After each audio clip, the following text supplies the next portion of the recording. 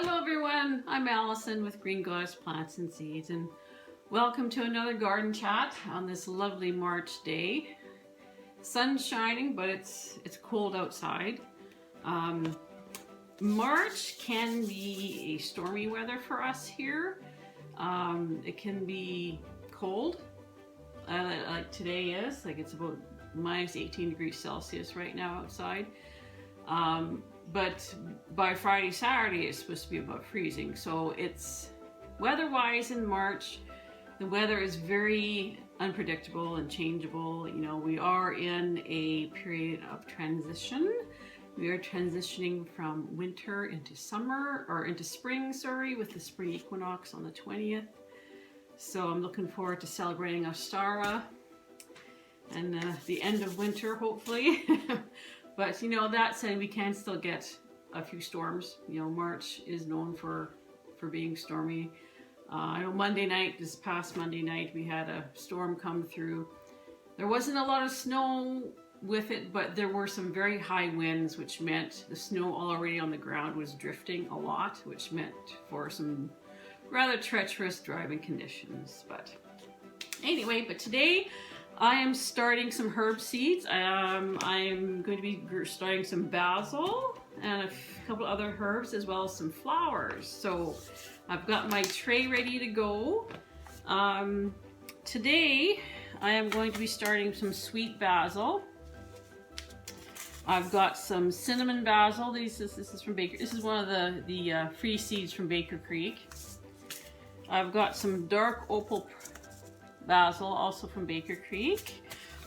Cardinal basil. I've grown this before. This is actually quite a nice, I don't know if you can see the picture on there. It is actually a very nice plant. And of course the leaves are edible and the flowers are actually quite attractive. It's actually, it makes a really nice planter or border or edging type plant. It's actually quite lovely and attractive. I've also got some sacred basil or holy basil. And some blue spice basil. This I actually got in a trade with someone. And then I've also got some Thai basil and some Persian basil. Now I'm not sure if I'm going to grow the Persian basil, but I might give it a go. I don't think I've ever grown it before. And then in addition to that, I'm also going to be starting some parsley and some cilantro.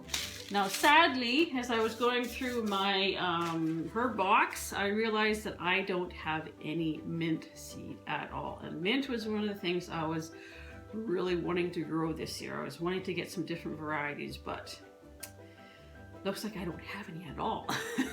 So I guess I'll have to go shopping for more seeds. Yay! All right, so let's get going with some basil. First, I'm gonna write out a couple of tags for the sweet basil.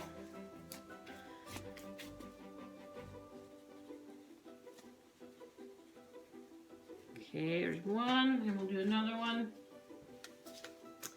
So yes, March is getting to be our busy time for starting seeds. Like today I'm doing a few herbs and some flowers, but probably next week, after the 15th, will be tomato time. I'll be starting the tomatoes next week, so it's getting exciting. Exciting and busy and everything else. So basil seed is quite small. I don't know if you can, how easily you can see that, but it's not very big. It's quite small. So what I'm going to do is I'm going to multi-sow. I'm going to try and put maybe 4 or 5 in each cell. And then what I'll probably do is when it comes time to transplant them into the 2.5-inch pots, is I'll probably split each cell in half, so there's at least 2 plants in each pot. So that's kind of what I'm gonna, that's what I'm aiming for when I multi-sow. I know some people are afraid to do that. They're afraid to disturb the plants. But you know what? It's actually okay. It's okay to do that as long as you're careful and you're gentle with the plant. Because you have to be sure that you don't break the stem. because then that's it. They're done. I've done that way with my tomato seeds for quite a few years, and I've always had good success. I always lose maybe one or two, but you know, that's all right. It happens, right? There we go. A few more in there, and some in that one. And there's some basil, some sweet basil. So this is the first year that I am doing pre-orders for my tomato plants. I haven't tried it before. I've thought about doing the pre-orders before, but I don't know. I guess I wasn't quite sure how to go about doing it, but this year I put it out there that I'm taking pre-orders, but only for tomato plants. Just so that I have a better idea of how many I'm going to need, and then maybe I can plan better and not have quite so many left over.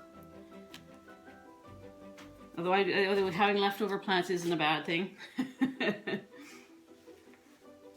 And so yeah, it's something new we're trying this year. If it works well, then maybe in the future we might do pre-orders for things like cucumbers as well, but we'll have to see how it goes. Anyway, so that's the sweet basil planted, and I'm just going to move on to the next variety, and then we'll do some flowers. Okay, so some of my basil is all ready to go. I've got sweet basil. I've got 4 boxes here of sweet basil, and I've got 2 of the dark purple opal basil and 2 of the holy basil. So now I'm just going to move it over here, and I'm just going to water everything very gently. Now the thing I've noticed about basil seeds is that they do germinate fairly quickly, but then it seems to take a long time for the plants to actually develop into, you know, they seem to be slow in actually getting going. So that's why I'm kind of starting them early, so that they will be a nice size for the plant sale.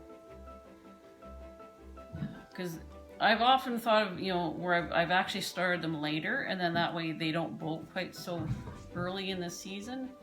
And I've got lots of basil later in the summer for making pesto and stuff. So there we go. Tray number 1, all done. Okay, so up next is we're going to do some parsley and some cilantro.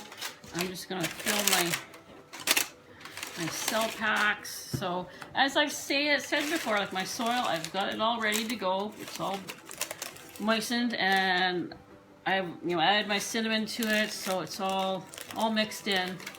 You know, I've said that's how I use the cinnamon when I'm starting my seeds, because I found it works much better when it's directly mixed in with my soil.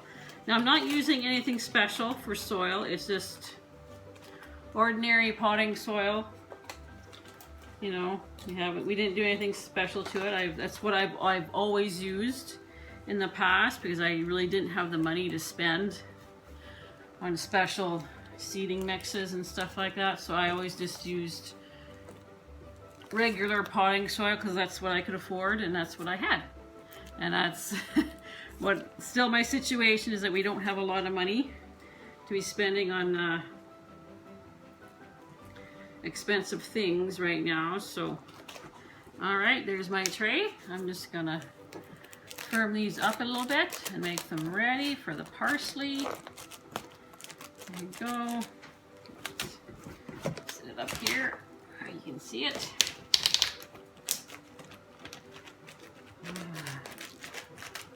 So I'll firm that up.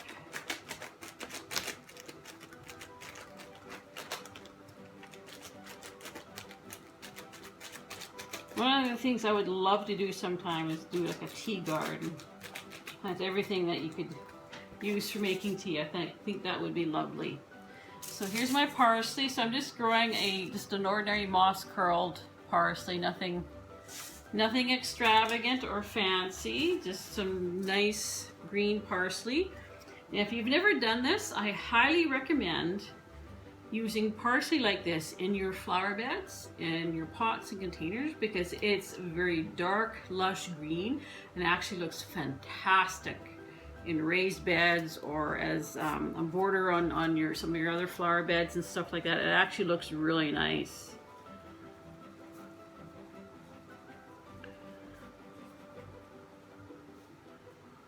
I'm just doing my tags.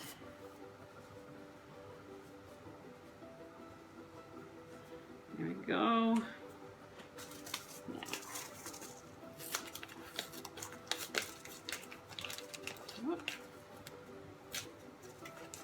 Trying to get these open here without totally making a mess of the seed packet. I know some seed companies, they actually make it easy. They actually go to the effort of using glue that is resealable in their packets, and others don't. So parsley seed isn't too bad. It's a little bit bigger than the basil seed. I hope you can see that. Yeah. So I'm probably going to be sowing, I don't know, again probably multi-sowing in each cell, just because it's easier and it's actually not that difficult to separate them afterwards. So, and then hopefully we'll have some nice parsley plants. I've noticed that sometimes the parsley takes a little while to get going too. Now the other thing I noted that I don't have is sage, so I'm gonna have to go do some seed shopping. Like I need an extra reason to go seed shopping. So I need mint and I need sage. So I guess my next trip into Saskatoon, which will be probably tomorrow, I need to pick up some sage seeds so we can have some sage. I have tried growing thyme before, but it almost needs to be started really, really early. Like in January or February, and we didn't do that. So that's probably why I'm not starting the thyme. I've also tried growing oregano. Oregano is the same. It seems to take a long, long time to get established and set up. So, yeah. In the future, I would love to be able to do that. I would love to be able to have the space to start stuff in January. The space and the light. Because that's part of the problem with starting stuff that early, is that you definitely have to have the extra lighting. Right now in March, here at the farm, there is a south-facing window. It's not very big, but you know it does provide quite a bit of light. I know my place in Saskatoon does not have south-facing windows, so supplemental lighting was absolutely necessary. Well, I did have windows. They faced east and north. So while there was some natural light coming in, it wasn't quite as bright or as intense as it needed to be. So there we go. There's parsley all started. Now the other thing I'm going to start a little bit of is cilantro. I know lots of people don't like cilantro, but there's lots of people who do. So we're going to start just a small amount for the sale, for the plant sale. You know, some people will buy it, some people won't. It's whatever. But some people don't realize that cilantro and coriander are the same plant. Cilantro is the leaves. It's the green leafy leaves that you harvest to put into your cooking. Coriander is the seeds that are harvested from the cilantro plant. So you can actually get two different spices or herbs and spices from one plant. So here is the cilantro.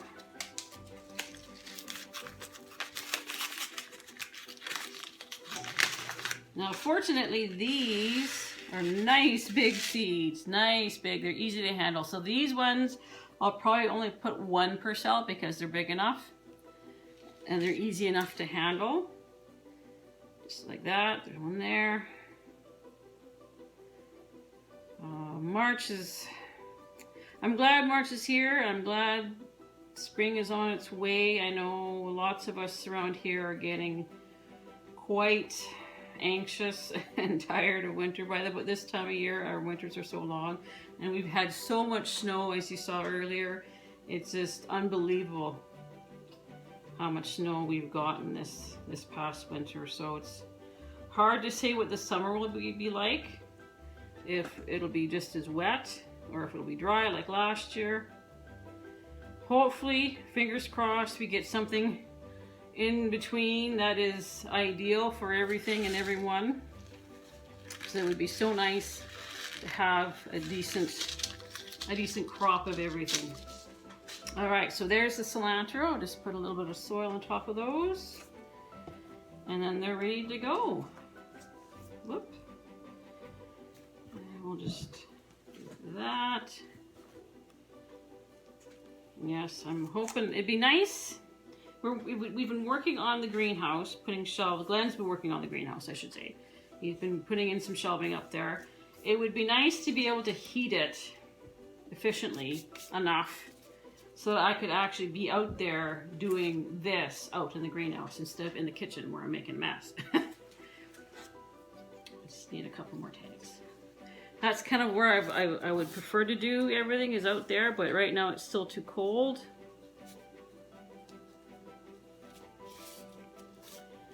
But I think that is our end goal, is to have something set up like that where it's heated, and to have like a specific sort of seating bed or seating table where it's bottom heated, and all the starting trays can go on there and stay out there. So anyway, these are my herbs, and next up we are going to be doing some flowers.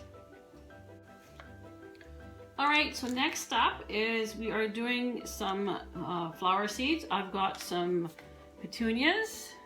These are the Blue Daddy petunias.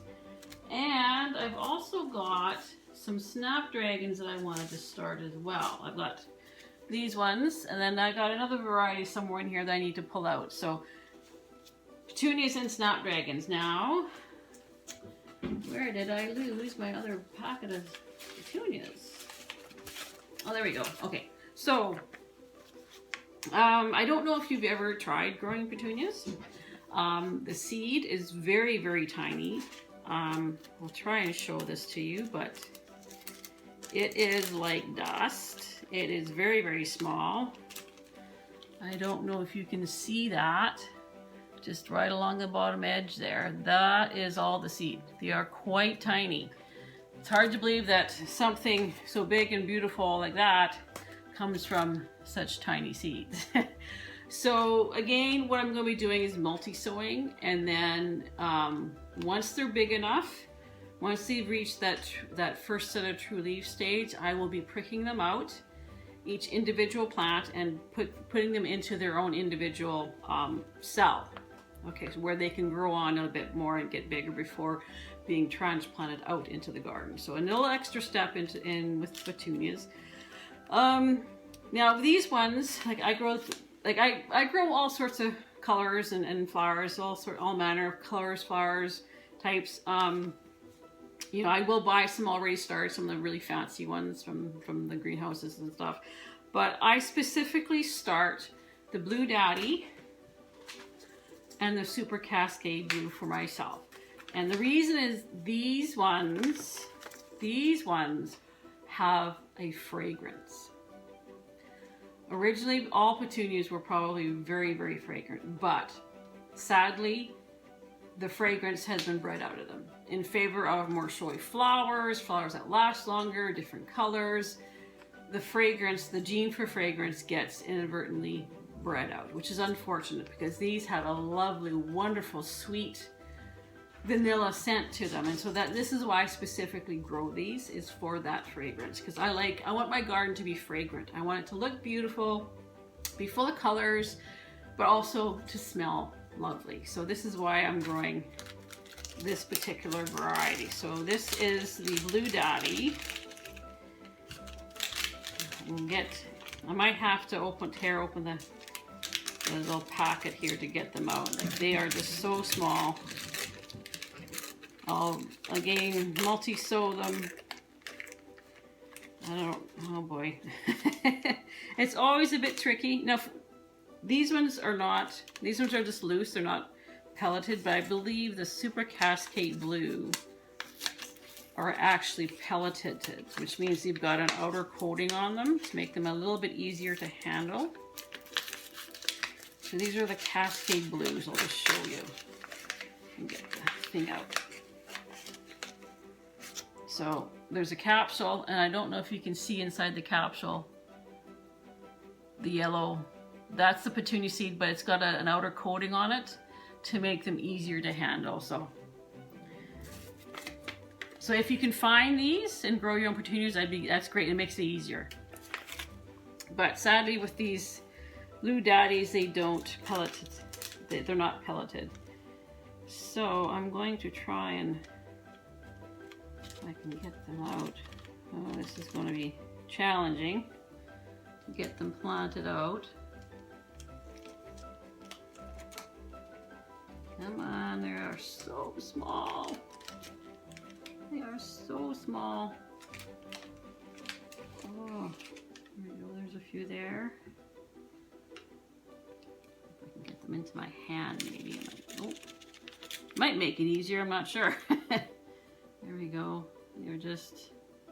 But I found that even in spite of them being so small, they actually grow quite easy.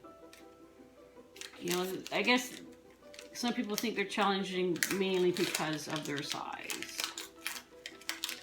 But I have found that as long as you're patient and you're just careful, you know, it's not so bad.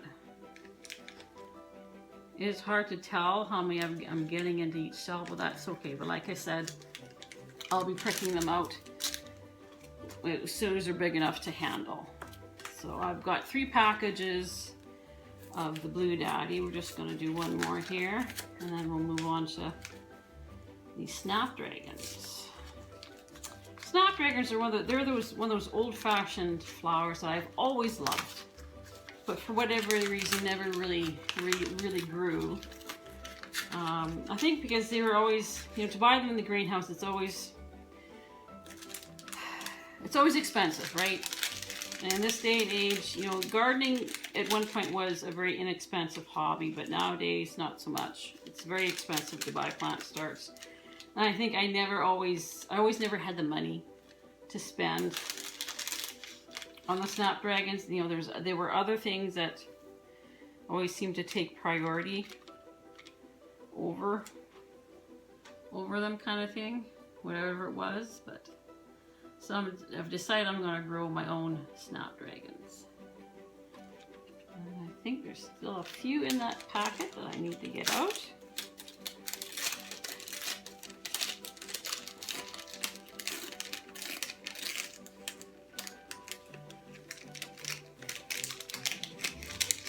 There we go. Like so. I think that's all. Okay, so I needed a couple of tags. Should really get my tags ready beforehand.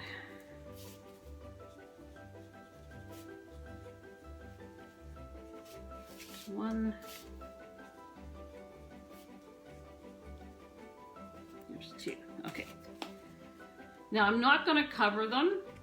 Because they are so small, I'm not going to put any soil on top of them. I'll just very gently water them in, and that would be enough to pull, you know, as the water drains through the soil, it'll be enough to pull them into the soil. So that should be good.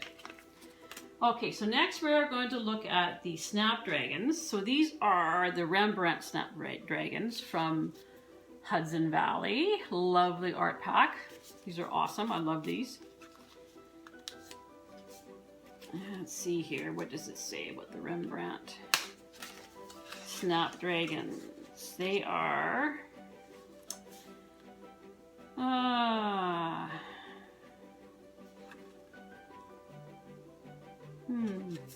okay. I think it's a mix. Obviously a mix of different colors, so I'll open this up. Take a look at the seed. Oh, okay. It's a little bit bigger than the petunia seed. It's about the same size as the basil seed, so still fairly small. So I'm probably going to again be multi-sowing these. There's actually quite a bit in that packet, actually. There's quite a few. So I'm just going to be multi-sowing these and then pricking them out like I do with the petunias so that I can grow them into individual cells. Just trying not to spill the seed everywhere. Okay, so Rembrandt snapdragons. So the flowers are just for my own personal use. I don't sell them at the plant sale at all, mainly because I just don't have the capacity or the room to do flowers as well as, you know, tomatoes for the masses kind of thing. So that's why I don't sell the flowers at the plant sale, because I just don't have the capacity to do that. We just don't have the room. Like, look, right now we're just barely going to have enough room to fit these trays, you know, plus the trays that we've already got in the living room. So it's going to be a challenge until it warms up enough that we can heat the greenhouse and put things out there. You know, it's going to be a challenge, right? So yeah. It always comes down to space.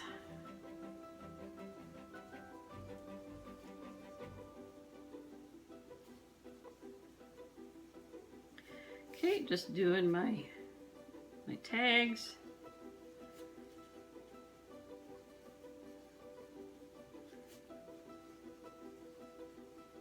There we go. A couple of tags. So I'm going to finish up with my seeds, and then I'm going to clean up and then have a cup of tea. So I thank you for joining me today for a little bit of seed starting. It's getting exciting and it's getting busy, like I said. Probably next week sometime it will be tomatoes. Exciting. So I will be doing another video just on the tomatoes, and maybe I'll even go through some of the varieties that we're growing. I know I've got well over 30 different varieties, probably more closer to 40 different varieties that I'm growing out this year. So yes, it's a good selection. So anyway, I hope you're having a great week. It's Wednesday, happy Wednesday, and I hope you're gonna have a good weekend coming up. I know I will be in Saskatoon for the weekend, so yay, I actually have a weekend off. Woohoo. Anyway, have a great day, have a great week, and until next time, take care.